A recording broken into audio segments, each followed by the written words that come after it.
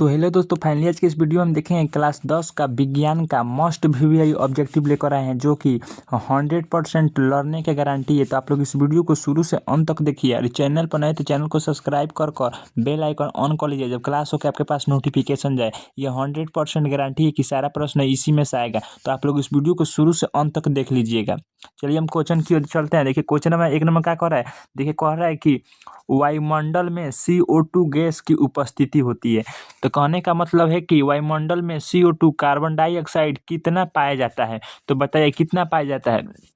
तो इसमें पाया जाता है 0.03%। इसका राइट आंसर हो जाएगा सी। आप लोग सी याद कर लीजिएगा। चलिए अगला क्वेश्चन देखते हैं। 2 नंबर देखिए क्या कर रहा है कि रेजिन किस पौधा का उत्सर्जी पदार्थ है। तो रेजिन किस पौधे का उत्सर्जी पदार्थ है। तो ये चीड़ का उत्सर्जी पदार्थ है। तो इसका राइट आंसर हो जाएगा डी। आप लोग डी याद रखेंगे।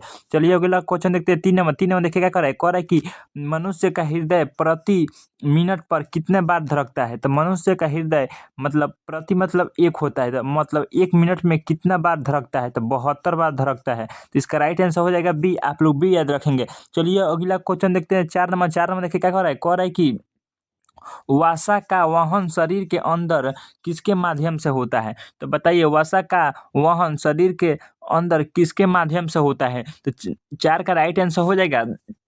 इसका राइट आंसर हो जाएगा लसिका। किसके द्वारा होता है, लसिका के। तो इसका राइट आंसर हो जाएगा सी। आप लोग सी याद रखिएगा। चलिए अगला क्वेश्चन 5 नंबर देखिए। 5 नंबर देखिए क्या कर रहा है कि कवक में पोषण कौन सी विधि है। तो आप लोग बताइए कवक में कौन सी पोषण विधि है। तो ये मृत जीवी होता है कवक में। तो इसका राइट आंसर हो जाएगा बी। आप लोग बी याद रखेंगे। चलिए अगला क्वेश्चन देखते हैं। 6 नंबर देखिए क्या कह रहा है कि कोशिका झिल्ली किस प्रकार की झिल्ली है। तो आप लोग बताइए कोशिका जो झिल्ली होती है किस प्रकार का झिल्ली होती है।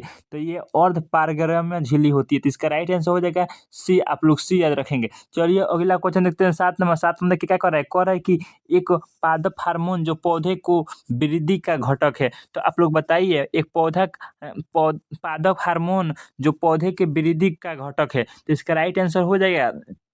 इसका राइट आंसर हो जाएगा ऑक्सिन। क्या होगा, ऑक्सिन। तो इसका राइट आंसर हो जाएगा बी। आप लोग बी याद रखेंगे। चलिए अगला क्वेश्चन देखते हैं। 8 नंबर देखिए क्या कह रहा है कि न्यूरॉन की छोटी तंतु को क्या कहते हैं। तो आप लोग बताइए न्यूरॉन की छोटी तंतु को क्या कहते हैं। तो इसका राइट आंसर हो जाएगा 8 का राइट आंसर क्या होगा।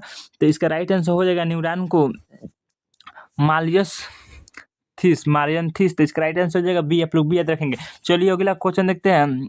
यहाँ पर देखिए क्या कह रहा है कि निम्न में कौन बाह्य निषेचन करता है। तो बाह्य निषेचन कौन करता है। तो ये मेढक निषेचन करता है। बाह्य निषेचक मेढक में होता है। तो इसका राइट आंसर हो जाएगा ए। आप लोग ए याद रखेंगे। चलिए अगला क्वेश्चन देखते हैं। 10 नंबर देखिए क्या कह रहा है कि एड्स किसके कारण से होता है। मतलब एड्स HIV किसके कारण एड्स किसके कारण से होता है। तो इसका राइट आंसर हो जाएगा एड्स होता है विषाणु के कारण। तो इसका राइट आंसर हो जाएगा बी। आप लोग बी याद रखेंगे। चलिए अगला क्वेश्चन देखते हैं। 11 नंबर देखिए क्या कह रहा है कि स्त्री का कौन लिंग गुणसूत्र है। तो बताइए देखिए XY है तो ये बॉय का है। किसका है, बॉय का।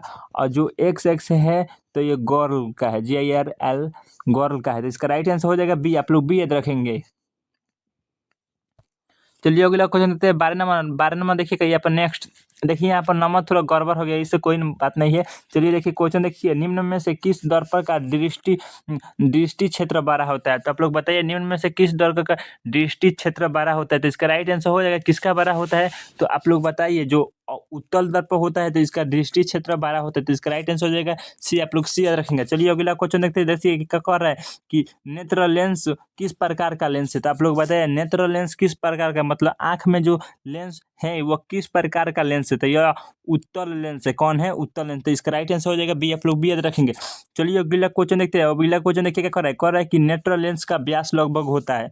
तो जो आंख में नेत्र गोलक का जो व्यास होता है तो लगभग कितना होता है। तो लगभग 2.3 होता है। कितना होता है, 2.3 सेंटीमीटर। तो इसका राइट आंसर हो जाएगा डी। आप लोग डी याद रखिएगा। चलिए अगला क्वेश्चन देखते हैं। 24 अगला क्वेश्चन देखिए क्या कर रहा है कि तारों का टिमटिमाने का कारण है। तारों का टिमटिमाने का क्या कारण। तो वायुमंडलीय अपवर्तन के कारण तारे टिमटिमाते हैं। तो इसका राइट आंसर हो जाएगा ए याद रखिएगा। चलिए अगला क्वेश्चन देखते हैं। अगला क्वेश्चन देखिए क्या कर रहा है कि इंद्रधनुष का बनना देखिए कह रहा है कि इंद्रधनुष का बनना किस प्रकाश की घटनाओं का परिमाण है। तो इंद्रधनुष का बनना किस किस प्रकार की घटनाओं का परिमाण है? तो इसका राइट आंसर हो जाएगा अपवर्तन, परिवर्तन, परिवर्तन, वर विक्षेपण। तो इसका राइट आंसर हो जाएगा, इसका राइट आंसर हो जाएगा, इसका राइट आंसर हो जाएगा वर विक्षेपण। इसका राइट आंसर हो जाएगा सी। आप लोग सी याद रखेंगे।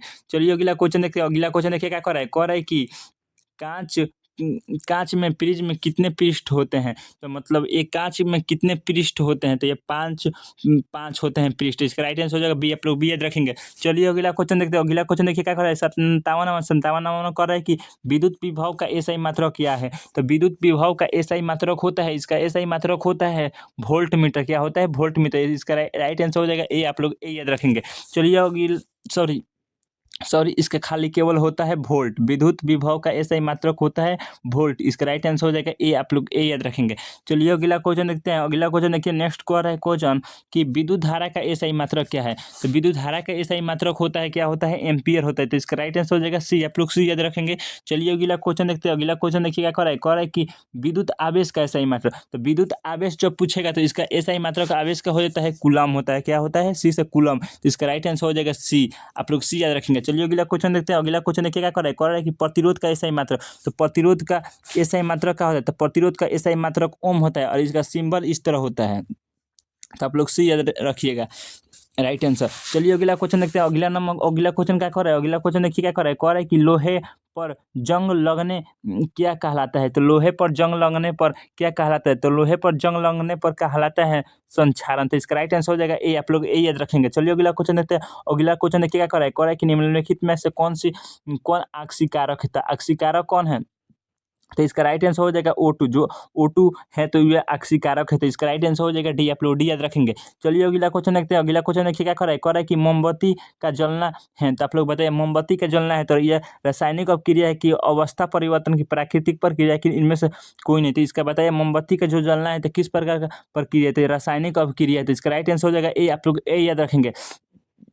देखिए यहाँ पर हम मस्ट वीवीआई ऑब्जेक्टिव लेकर आए हैं, तो आप लोग इस वीडियो को पूरा 100% समझ कर याद कर लीजिए, क्योंकि ये मस्ट वीवीआई ऑब्जेक्टिव है। सारा प्रश्न इसी में से आएगा। तो आप लोग इस वीडियो को शुरू से अंत तक देख लीजिए। चैनल पर नए हैं तो चैनल को सब्सक्राइब कर बेल आइकन ऑन कर लीजिए और क्लास को लाइक कर दीजिए। मिलते हैं अगले वीडियो में। Thanks for watching.